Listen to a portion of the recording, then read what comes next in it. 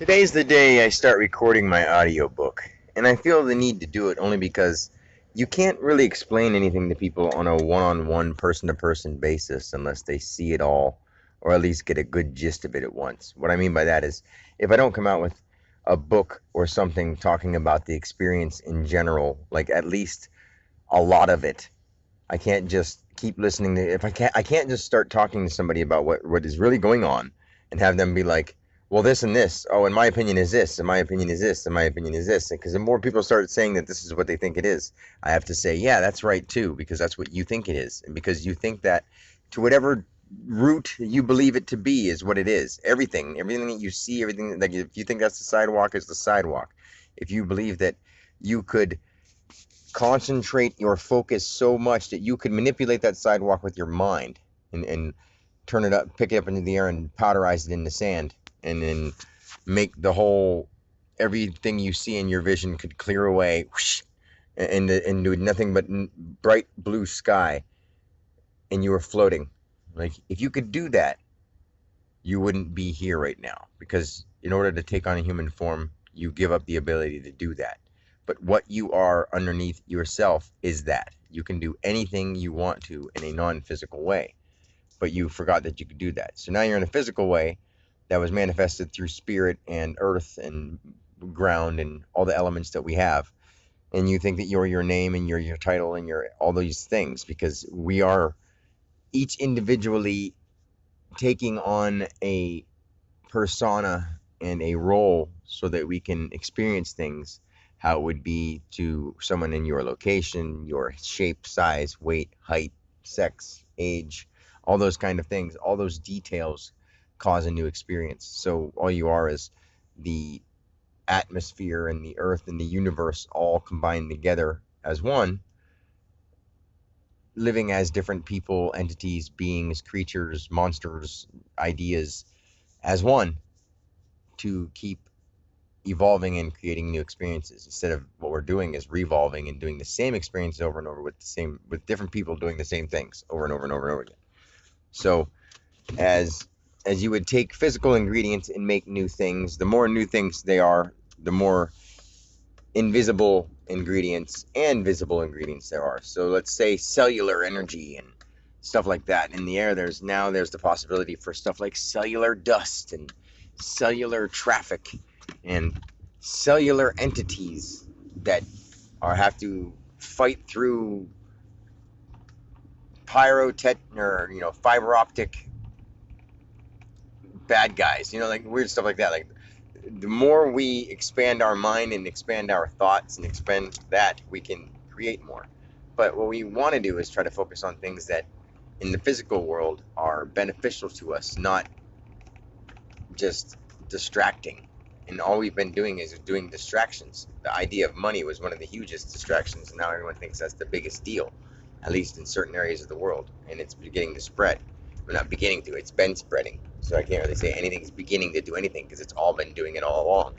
So I need to do this because there's people, when I try to say something in person, they don't listen enough. And if I try to comment on these YouTube videos that people are making out there, there's all these kind of crazy people out there that their whole goal is to prove everybody wrong. And proof is the only sin. And when I say that, people don't know what I mean. And it's because what's the opposite of proof? Belief. You don't need to prove anything if you just know it to be so. If you believe it so strongly that it is here. Like faith and belief. What is belief? Knowing that it's here before it's seen it. Faith is knowing that you've already seen it, so it's coming. It's like a combination of those two things. Faith, belief, or belief, faith, whatever you want to, belief, faith, whatever you want to call it. It's just, there's a difference between that and people who need proof.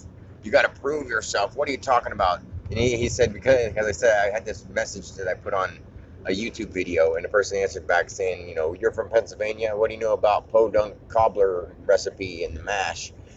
That's a person taking geographical locations and the idea of a guy living this place, that place, around these areas, these kind of concepts are there, and throwing them all together and saying, like, sure, you wouldn't understand because you're from a place that makes corned beef and mash. And I'm like, boy, are you so low vibrational. Like, I love the person for whoever they are, secular swami.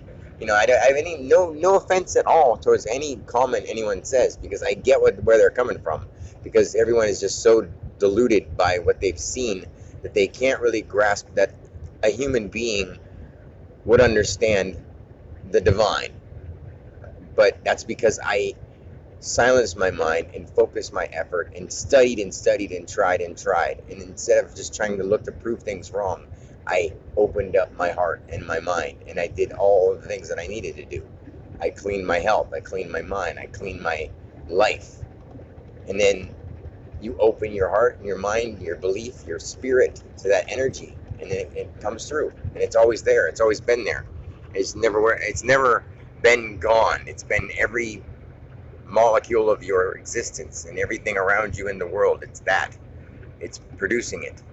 And it's reproducing it because you remember that building was built. So you can drive by it and see it again. And you see it again and you see it again.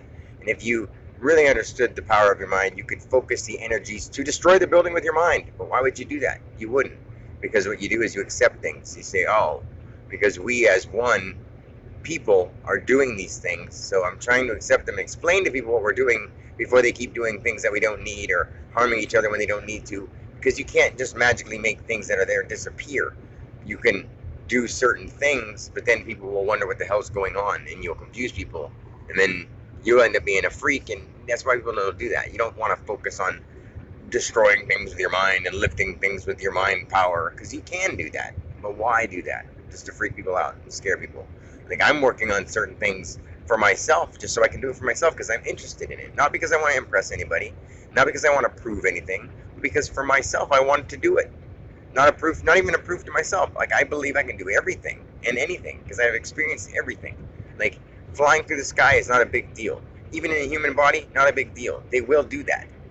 We are on the way of doing all kinds of things in the next 100 years. A life without money, that's happening. A world without crime and war, that's no big deal at all. That's going to happen very soon. But people in this modern day have a hard time adjusting their mind to thinking that way because it's all they've known so far.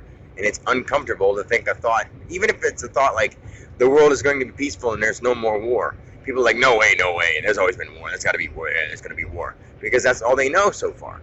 When they let go of that and think there doesn't have to be war, why would there have to be? We may have had it before, but it doesn't have to keep going in the present now. That was the then now, which is now gone. Now gone instead of now. Like, that's something that it was just a thought we could embrace and continue, or it's a thought we can let go. Everything is that same option. It's a thought you can embrace or a thought you can let go. It's something you can feed and keep going, or something you can let go of and never worry about again.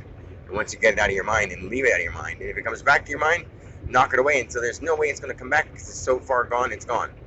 That's how we're supposed to make things happen. So today I start my book and I'm trying to figure out how I can word it well without doing too many tangents, but I think that's just going to be how it is because it's important to get this down, because trying to do one-on-one speeches with people or talking to somebody or doing things like that, it makes no sense. It doesn't help. So anyway, that's all I'm going to say for now. Peace.